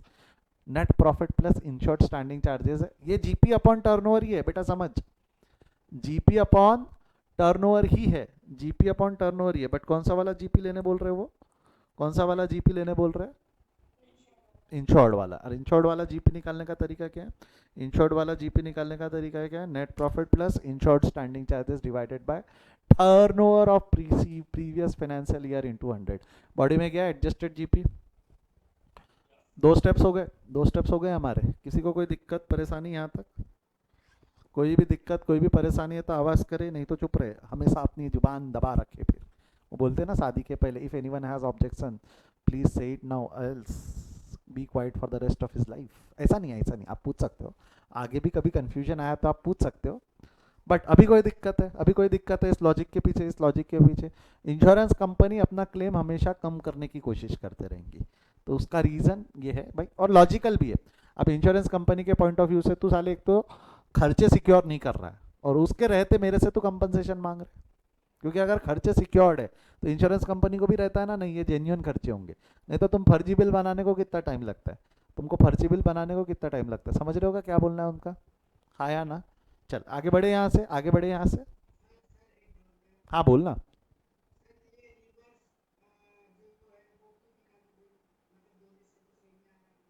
कौन सा, ये वाला और ये वाला? अबे ये निकालते नहीं रहे, मैंने तुमको समझाने के लिए बताया ना। ये निकालना है क्या रे तुमको? ये निकालना है क्या? ये जो मैंने बताया ये तुम्हारे को समझाने के लिए बताया ना, कि भाई ग्रॉस प्रॉफिट के बेस पे अगर तू निकालेगा, या तो ग्रॉस प्रॉफिट को बेस बना के परसेंटेज निकाल, या नेट प्रॉफिट को बेस बना के परसेंटेज निकाल, दोनों का आंसर सेम ही आता। But insurance company reverse calculation ले रही है, बट रिवर्स में भी अलाउ कौन से करती है? इंश्योर्ड वाले अलाउ करती है, अनइंश्योर्ड वाले अलाउ नहीं करते। जब तूने यहाँ रिवर्स कैलकुलेशन किया तो 7+1+2 किया ना, इंश्योरेंस कंपनी ने क्या किया? 7+2 ही किया ना, एक ऐड किया क्या? वो डिफरेंस दिखाने के लिए मैंने रिवर्स वाला लिखा था यहाँ पे, गलती हो गई लगता मैंने रिवर्स कैलकुलेशन यहाँ लिखा तो। अरे बाबा अभी समझा क्या तेजस? अरे नहीं तो ये नहीं लिखता ना, तो बच्चे क्या बोलते हैं, सर शायद रिवर्स करो ना तो आंसर अलग आता। अरे रिवर्स करो तो भी 20% ही जाता ग्रॉस प्रॉफिट। नहीं समझा क्या? इसलिए लिखा मैंने ये, बट ये लिख दिया तो कंफ्यूज हो रहे बच्चे, ऐसा दिख रहा है। समझा ना? अबे ये निकालना नहीं है, ये एग्जाम्पल है, ये लॉजिक है, लॉजिक। ऊपर में वो किया उसका लॉजिक समझाने के लिए मैंने एग्जाम्पल लिया, एग्जाम में ये थोड़ी करना है, एग्जाम में सिर्फ ये करना है। समझा क्या? अरे तू बीकॉम की तैयारी कर रहा क्या? सर ये बता दो कैसा कैसा करना है, लॉजिक छोड़ो, ऐसा थोड़ी होगा, लॉजिक समझना पड़ेगा ना तेजस। चल आगे बढ़ते, आगे बढ़ते, अगले अगले सवाल की तरफ बढ़ू।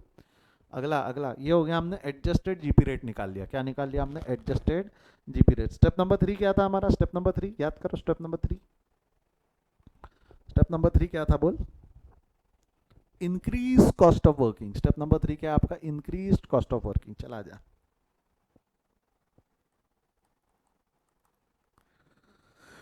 Increase cost of working. अब देखना, इंक्रीज कॉस्ट ऑफ वर्किंग सीधा सीधा ले लेना जो मैंने रिपोर्ट किया, नहीं, उसमें भी इंश्योरेंस कंपनी दिमाग तो लगाएंगी, क्योंकि इंक्रीज कॉस्ट ऑफ वर्किंग सीधा सीधा ऐड होता है लॉस ऑफ कंपनसेशन में।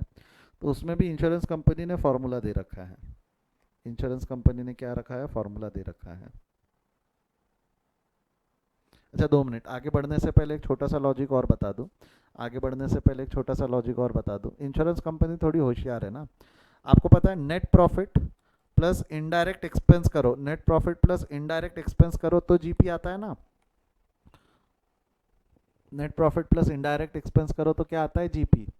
और इनडायरेक्ट एक्सपेंसेस में भी कौन से वाले रहते हैं, इनडायरेक्ट एक्सपेंसेस भी कौन से रहते हैं, 2 रहते हैं ना। एक रहते हैं फिक्स्ड और एक रहते हैं वेरिएबल। और फिक्स्ड के अंदर में 2 रह सकते हैं आपके, इंश्योर्ड और स्टैंडिंग। इंश्योर्ड और अनइंश्योर्ड, बराबर है ना। स्टैंडिंग मतलब फिक्स्ड। आपको नहीं लगता insurance company is not accepting this variable, uninsured तो एक्सेप्ट ही नहीं कर रही। आपको नहीं लगता इंश्योरेंस कंपनी ने वेरिएबल भी छोड़ दिया। लॉजिकल है वेरिएबल। देख इंश्योर अनइंश्योर्ड छोड़ने का कारण क्या है, हमको विश्वास नहीं हो खर्चे सही है क्या। वेरिएबल छोड़ने के पीछे का कारण क्या है समझो, वेरिएबल कंपनसेशन वेरिएबल एक्सपेंसेस छोड़ने का कारण क्या है इंश्योरेंस कंपनी का। वो कारण ये है कि बेटा अगर वो तब लगते ना जब तेरा प्रोडक्शन होता है, वो तब लगते ना जब तेरा सेल होता है। अगर तेरे सेल नहीं हुए तो ये खर्चे लगने वाले हैं क्या। अगर सेल नहीं हुए तो वो खर्चे लगने वाले हैं, तो फिर वो लॉस कैसा। अगर तू वो खर्चे इनकर्ड करता तो हम कंपनसेशन देते, बट अगर तू वो खर्चे इनकर्ड नहीं करने, डिसरप्शन है ना, तू खुद बोल रहा है ना धंधा नहीं हुआ। अगर धंधा नहीं हुआ तो तेरे को वेरिएबल एक्सपेंस करने की जरूरत पड़ी क्या। तो इसलिए वो कौन से वाले खर्चों को इज्जत देती है, सिर्फ फिक्स्ड इंश्योर्ड। कौन से वाले खर्चों को इज्जत देती है, फिक्स्ड इंश्योर्ड। गाली मत मारो कि इंश्योरेंस कंपनी गलत है, वो लॉजिकली छोड़ती है। वेरिएबल इसलिए छोड़ दिया क्योंकि धंधा नहीं हुआ तो वो खर्चे नहीं हुए। अनइंश्योर्ड इसलिए छोड़ दिया क्योंकि हमको विश्वास नहीं है कि तूने ऐसे खर्चे किए। अगर इतना ही है तो तूने उसका भी इंश्योरेंस निकालना चाहिए था। क्लियर है, बढ़ जाओ आगे, बढ़ जाओ आगे, बोल हाँ या ना। ठीक है, एक बार आपका जो रेट आ गया, सुन ले, एक बार जो आपका रेट आ गया, इसका एक्सीडेंट पॉइंट लिख देता हूँ मैं, 2 मिनट। ये मिटा दूँ यहाँ से, ये मिटा दूँ, इसकी ज़रूरत नहीं है, ये समझेगा कि रहने दो। क्या हर चीज़ अगर लिखी रहेंगी ना तो आप फालतू कंफ्यूज करोगे खुद को। रखूँ कि मिटा दूँ, कुछ नहीं बोल सर, जाने दो ना, मिटा दो, मिटा दो, चलो मिटा देता हूँ इसको। ये लॉजिक तक के ठीक है, ये लॉजिक तक के ठीक है, इसका कोई काम नहीं है। ठीक है, अब 2 मिनट सुनना, अब 2 मिनट सुनना मैं क्या बोल रहा हूँ। ये जो रहेगा यहाँ पे, आपने जीपी निकाल लिया, जीपी निकाल लिया तो required, what is required, GP rate to be adjusted for trend. GP rate को एडजस्ट करना है ट्रेंड के लिए। एंड नॉट रिक्वायर्ड, क्या नॉट रिक्वायर्ड है, हम जीपी रेट को एडजस्ट करेंगे ना कि टर्नओवर को। Not required that previous year turnover for trend, not required to adjust previous year turnover with trend। Turnover को ट्रेंड में एडजस्ट नहीं करना है ना आपको, हमको जीपी रेट में, जीपी रेट को ट्रेंड से एडजस्ट करना है। ये समझाना है, थोड़ी देर पहले बताया भी था। Previous year is not adjusted with the trend, GP rate is adjusted with the trend. Body में गया है तो थम्स अप दे दे, बॉडी में गया है तो थम्स अप दे दे, यस और नो, हाँ या ना, पक्का श्योर। कोई डाउट है यहाँ तक। देखो वहाँ का जो लॉजिक है ना मैंने यहाँ लिख दिया, अगर कभी आपको मची कि सर वो लॉजिक एक बार याद दिला दो तो वो लॉजिक यहाँ लिखा हुआ है। ठीक है, चल आगे बढ़ते। अब थर्ड पॉइंट हमको क्या निकालना है, इंक्रीज कॉस्ट ऑफ वर्किंग। ये ध्यान से सुनना, बच्चों को ये पट से बाउंसर जाता है। Increase cost of working, increase cost of working के अंदर में अलाउड क्या है, इंक्रीज कॉस्ट ऑफ वर्किंग।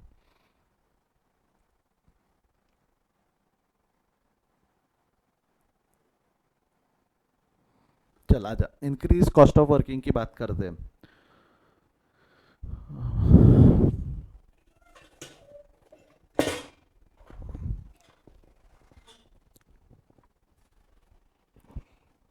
क्या बोला उसने, लोअर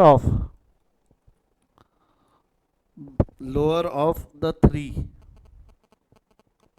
इज परमिसेबल। तुमने जो खर्चा किया वो नहीं, इन 3 में जो सबसे कम है वो हम अलाउ करेंगे, क्योंकि ये माइनस ये ऐड होता है ना। तो कम वाला है अलाउ करेंगे हम। फॉर्मूला दिया, इंश्योरेंस कंपनी ने खुद ने फॉर्मूला दिया। पहला पहला क्या है, पहला क्या है तेरा, एक्चुअल कॉस्ट इनकर्ड। चुपचाप ये ले लेना चाहिए ना, एक्चुअल कॉस्ट इनकर्ड नहीं, एक्चुअल कॉस्ट इनकर्ड ले ले, या देख लोअर ऑफ थ्री है, या तो एक्चुअल कॉस्ट जो है वो, या एक फॉर्मूला दे रखा है। क्या फॉर्मूला दे रखा है, एक्चुअल, सबके लॉजिक बताऊंगा, पहले मैं लिख लूँ क्या, पहले मैं लिख लूँ फिर लॉजिक बता दूंगा सबके, पहले लिख लो। Actual cost into, actual cost into net profit plus insured standing charges, insured standing charges divided by net profit plus insured standing charges plus uninsured standing charges. ठीक है,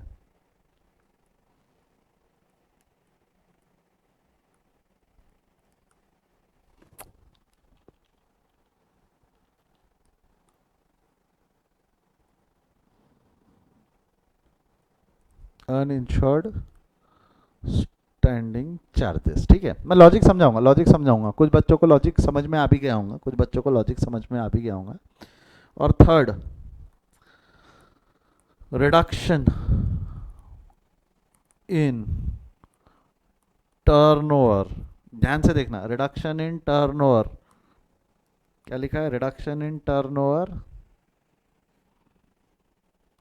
avoided, reduction in turnover avoided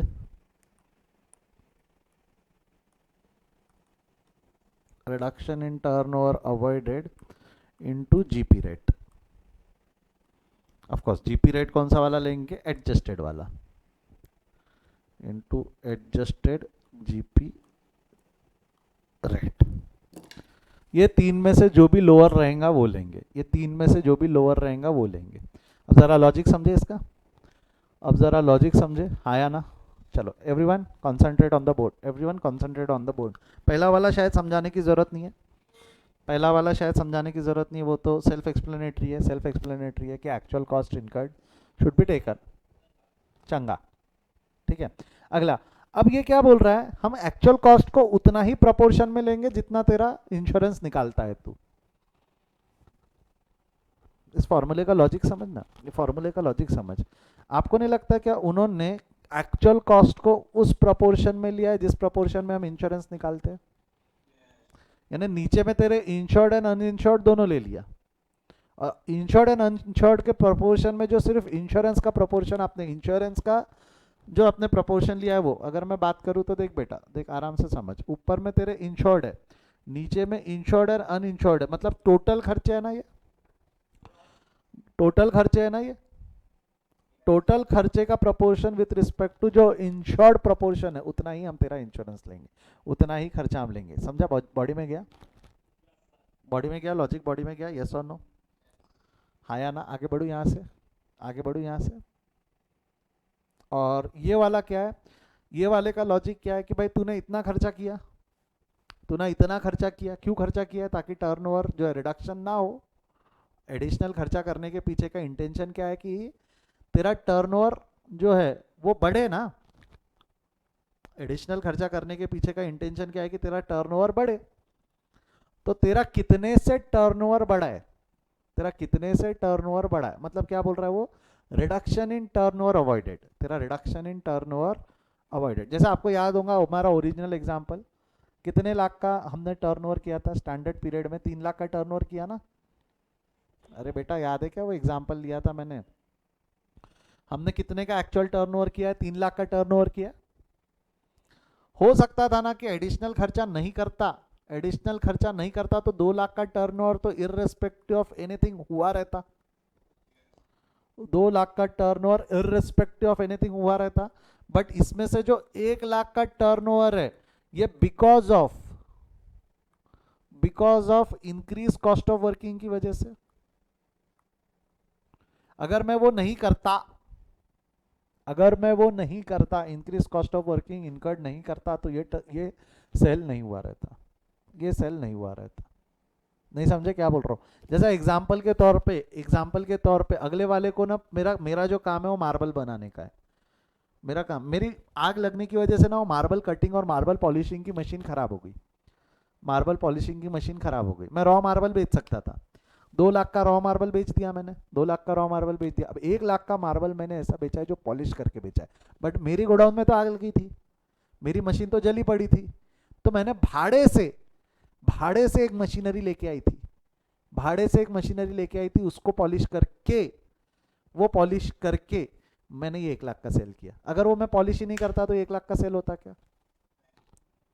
reduction in turnover avoided because of increase cost of working. तो total बोल रहा है कि सिर्फ avoided बोल रहा है वो? अच्छा, if the question is silent, if the question is silent हम पूरा का पूरा 3 लाख रुपए अवॉइडेड मान लेंगे। If the question is silent हम 3 लाख का क्या बोलेंगे?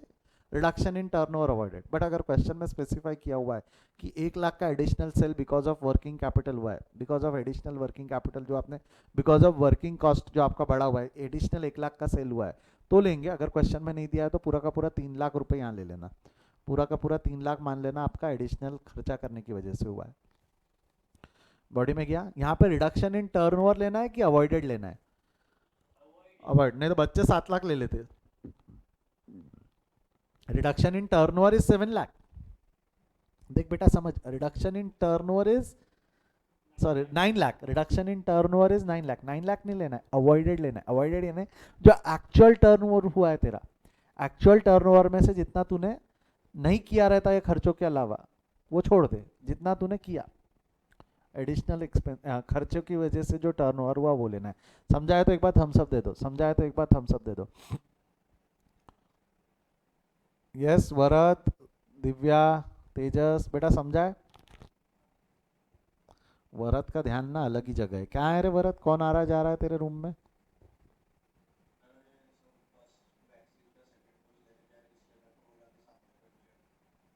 ओके बस 5 मिनट रुक जाओ, बोलना फिर चले जाना। ओके मैं खत्म कर रहा हूँ, कंक्लूड कर रहा हूँ। तो आई होप आपको इसका लॉजिक समझ में आया, ये पूरे फॉर्मूले का लॉजिक समझ में आया, यस और नो? अब मैं एक चीज़ बोल रहा हूँ, ये वाला लॉजिकल है, net profit into insured standing charges divided by net profit plus. आपके इंस्टीट्यूट ने इसकी जगह they use an alternate formula, alternatively.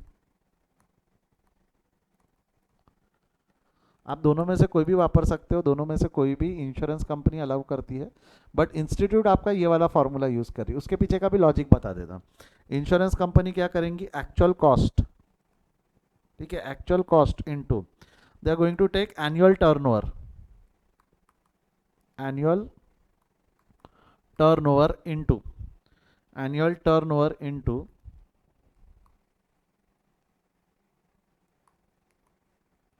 annual turnover into adjusted GP, annual turnover into adjusted GP rate divided by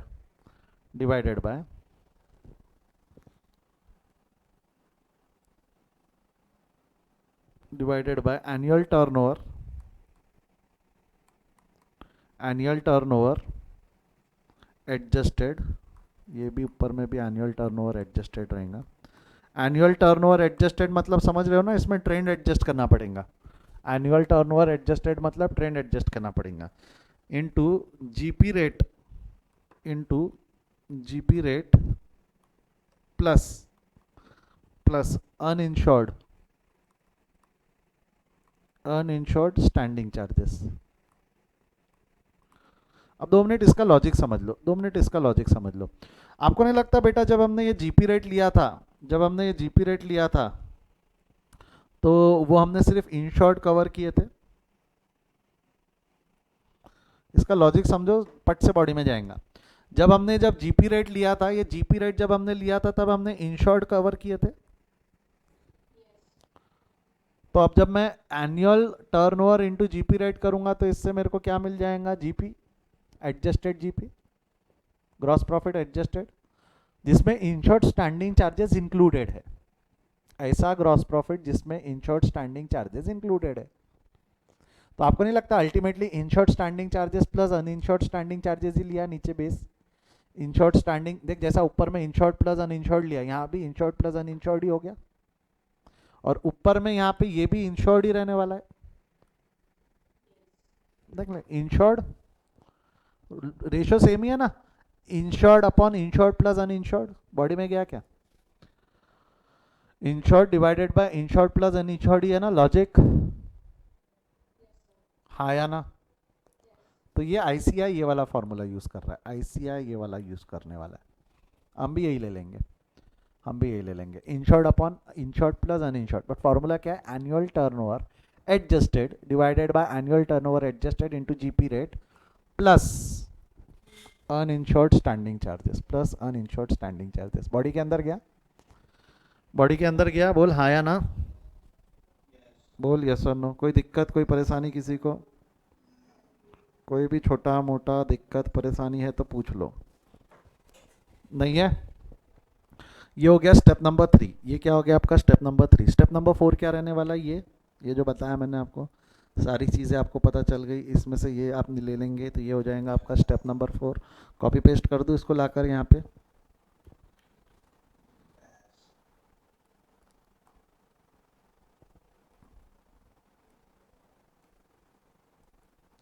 and step number 5, step number 5 क्या रहने वाला है? Claim. Step number 5 क्या रहने वाला है आपका? क्लेम। क्लेम मतलब कैसे निकलेगा क्लेम? बेटा जवाब दे। एवरेज क्लॉज अप्लीकेबल है तो एवरेज क्लॉज, नहीं अप्लीकेबल है तो लॉस ऑफ प्रॉफिट ही तेरा क्लेम अमाउंट हो जाएगा ना। लॉस ऑफ प्रॉफिट ही तेरा क्या हो जाएगा? Claim amount. तो applicability of average clause in loss of profit कैसा रहेगा? तो पहले तो तेरे को इंश्योरेबल सम निकालना पड़ेगा। इंश्योरेबल सम मतलब समझता है क्या? Policy required. इंश्योरेबल सम मतलब कितने का पॉलिसी चाहिए था। देख कैसे निकलेगा, ध्यान दे। क्या बोल रहा हूँ मैं? इंश्योरेबल सम चेक करना पड़ेगा ना, इंश्योरेबल सम। इंश्योरेबल सम का मतलब क्या होता है? Policy required. कितनी कितनी की पॉलिसी निकाला है वो तो क्वेश्चन में दिया रहेगा, बट इंश्योरेबल सम से क्या पता चलेगा? Policy required. अगर तेरी एक्चुअल पॉलिसी इससे ज़्यादा है, एक्चुअल पॉलिसी इससे ज़्यादा है तो एवरेज क्लॉज एप्लीकेबल नहीं होगा, बट एक्चुअल पॉलिसी इससे कम है तो एवरेज क्लॉज एप्लीकेबल होगा। तो पहला तो तेरे को क्या निकालना पड़ेगा? पहले तो तेरे को इंश्योरेबल सम निकालना पड़ेगा, और इंश्योरेबल सम का फॉर्मूला है, इंश्योरेंस कंपनी होशियार है, देख क्या की होंगी उसने फॉर्मूले में, क्या की होंगी उसने? Annual turnover. वो क्या करती है? Annual turnover. Annual turnover, I hope आपको एनुअल टर्नओवर समझता है। एनुअल टर्नओवर कौन सा वाला लेंगी? वो adjusted. Annual turnover adjusted into adjusted GP निकालो बोलती। Annual turnover adjusted into adjusted GP कर लो, तो उससे क्या मिल जाएगा आपको? इंश्योरेबल सम। तो आपको नहीं लगता इंश्योरेंस कंपनी हल्की सी होशियार है? इमीडिएटली प्रीसीडिंग 12 मंथ का अगर टर्नओवर लोगे तो वो तो ज़्यादा ही आएगा ना। इमीडिएटली प्रीसीडिंग 12, और उसमें भी ट्रेंड एडजस्ट कर रहे। तो एक चीज़ समझ, जो इस साल का सेल हुआ उसमें तो ट्रेंड ऑलरेडी एडजस्ट हो गया ना। जो इस साल का सेल हुआ उसमें नहीं, फिर भी करो adjusted trend into adjusted GP, तो थोड़ा इंश्योरेबल सम ज़्यादा आता है, तो एवरेज क्लॉज ऑटोमेटिकली अप्लीकेबल हो जाएगा। Average clause automatically applicable. बेटा तुम जीपी रेट के लिए प्रीवियस ईयर ले रहे हो, सबके लिए प्रीवियस ईयर ले रहे हो, तो आपको नहीं लगता यहाँ भी उन्होंने प्रीवियस ईयर से लेना चाहिए? नहीं, insurance company is smart, they know how to retain money with them. तो आई होप आपको समझ में आया। ये दोनों एडजस्टेड होने चाहिए, इससे आपको इंश्योरेबल सम मिल जाएगा। Once this is been done, once this is been done, अब एवरेज क्लॉज एप्लीकेबल है। B point if average clause applicable, क्या बोल रहा हूँ मैं? If average clause applicable, if average clause applicable कब एप्लीकेबल रहेगा? जरा जवाब दे सकते हो मेरे को? जवाब दे सकते हो? जब आपका insurable sum is more than policy value, तब एवरेज क्लॉज एप्लीकेबल होगा ना। इंश्योरेबल सम का मतलब क्या है? इंश्योरेबल सम का मतलब क्या है? That is policy required. अगर ज़्यादा है आपका तब एवरेज क्लॉज एप्लीकेबल होगा। तो ऐसे टाइम पे आपका क्लेम अमाउंट कितना होगा? बोल, क्लेम इज इक्वल टू बोल, पट से बोल, claim is equal to policy value divided by. ए बाबा, यहाँ स्टॉक कहाँ से आ गया? अरे इतना खतरनाक मत रट यार तू, इतना खतरनाक मत रट। अबे कैसा कर रहा? इंश्योरेबल सम मल्टीप्लाइड बाय क्या लोगे? लॉस स्टॉक लोगे? रेप्टा मारूंगा। लॉस ऑफ प्रॉफिट लोगे ना? लॉस ऑफ प्रॉफिट कहां से लेके आओगे? लॉस ऑफ प्रॉफिट कहां से लेके आओगे? स्टेप नंबर 4 में है ना लॉस ऑफ प्रॉफिट। बहुत ही खतरनाक लोगों रे, नेक्स्ट लेवल हो तुम लोग। ठीक है, एक पॉइंट और लिख लेना, बी का एडिशनल पॉइंट, बी का नहीं सी लिख लेते। If average clause is not applicable, ये आपने क्या लिखा? एवरेज क्लॉज इज एप्लीकेबल अगर, ये चांसेस कम है कि ऐसा हो, चांसेस कम है कि ऐसा हो, बट इफ, सुन ले बेटा, इफ एवरेज, हाँ, क्लॉज नॉट एप्लीकेबल। अच्छा, नॉट एप्लीकेबल कब होगा? लिख दूं यहाँ पे, when insurable sum is less than policy value, यानी required, that is policy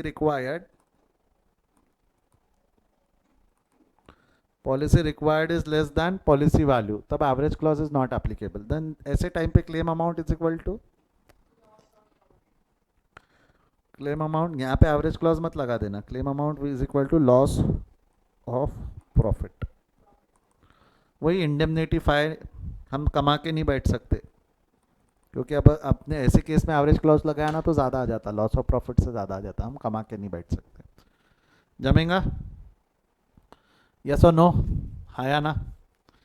that sheet, that's it, this is how you are going to get your loss of profit, that is how you are going to get your loss of profit. समझा? मजा आया? Important ये, मजा आया है ना? दिमाग का दही खिचड़ी सब एक साथ हो गया है सर, अब हलवा बना के खाएंगे। जो भी है, जो भी है यही है, जो भी है अब ये तो यही है। चलो इसको लिख लो। वरद तेरे को जाना है ना बेटा? हाँ, स्क्रीनशॉट ले लो, स्क्रीनशॉट ले लो। लो, स्टेप नंबर 1 स्क्रीनशॉट। अब 1 से स्क्रीनशॉट लेना आपने, आपने वो नहीं, स्टेप नंबर 4 नहीं, आपने 1 से अगर आप चाहते हो कि भाई समझना है तो करना क्या है, तो आप चाहो तो इसका स्क्रीनशॉट ले सकते हो कि भाई हमको ये निकालना है, और ये निकालने के लिए we are going to use step 1, 2 and 3। अगर आप चाहो तो पहले ये लिख के बाद में वो भी लिख सकते हो, आपकी मर्जी है। ठीक है, हो गया, ये लिख लिया। उसके उसके पहले ये लिख लो फिर, इंपॉर्टेंट टर्म्स, स्टैंडर्ड टर्नओवर।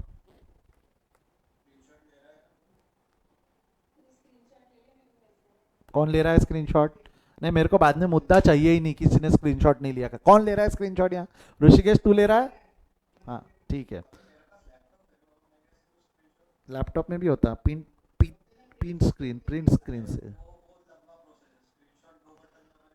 हाँ ठीक है, ठीक है, ठीक है, ये लो, डन। ठीक है, स्टेप 1 लिख ले, इसके बाद स्टेप 1 ले लिया, स्टेप 1। स्टेप 2 ले लिया, स्टेप 3, एक मिनट, पूरा आने दे स्क्रीन में। हाँ, हम आईसीआई वाला मेथड फॉलो करेंगे। आईसीआई कौन सा ले रहा है? अल्टरनेटिव। वो सिर्फ सेकंड पॉइंट के लिए, हाँ सेकंड पॉइंट के लिए, बाकी तो वही reduction in turnover order into adjusted GP and everything. Step number 4, दोबारा ले, सीक्वेंस में आना चाहिए, दोबारा ले स्टेप नंबर 4। ठीक है, step number 5 last, average clause. इसको आज घर पे जाना, आज इसको घर पे जाना पढ़ना, मैं आपको बोल रहा हूँ, नहीं तो कल चल के मैं सीधी फटाफट फटाफट क्वेश्चन सॉल्व कर लूँगा, आपको लगेगा सर आप ये क्या कर रहे हो, हमको कुछ समझ में नहीं आ रहा, इसलिए मैं बोल रहा हूँ घर जाना पढ़ना, नहीं तो कल जब हम इसके क्वेश्चन सॉल्व करेंगे तो दिक्कत जाएंगे। अच्छा, कल संडे है, कल संडे, रुको बताता हूँ क्या करना है। अच्छा, क्लियर है यहाँ तक? कोई डाउट है? रोके आज का डिस्कशन यहीं, आज यहीं रुकते हैं, इसके आगे हम कल कंटिन्यू करेंगे। तब तक bye bye, see you, take care.